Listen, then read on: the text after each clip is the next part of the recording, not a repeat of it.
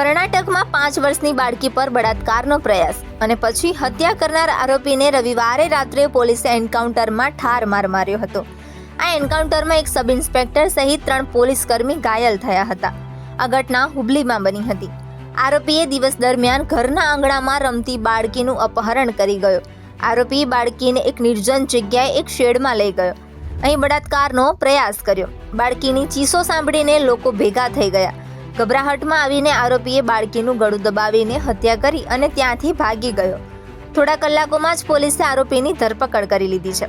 Hubli police commissioner શશિકુમારે જણાવ્યું, police આરોપીને કેટલાક દસ્તાવેજો અને ઓળખ ચકાસણી માટે તેના ઘરે લઈ ગઈ હતી. તેણે ભાગવાનો પ્રયાસ કર્યો અને પોલીસ ટીમ પર પથ્થરનો હુમલો કર્યો હતો. પોલીસે હવામાં ગોળીબાર કર્યો પણ તે ભાગવાનો પ્રયાસ કરતો રહ્યો. પોલીસે તેના પર વધુ 2 રાઉન્ડ ફાયરિંગ કર્યું, જેમાં તે ઘાયલ થઈ ગયો. તેને તાત્કાલિક હોસ્પિટલ લઈ જવામાં આવ્યો, જ્યાં ડોક્ટરોએ તેને મૃત જાહેર કર્યો હતો. આરોપીની ઓળખ બિહારના રીતેશ તરીકે થઈ છે.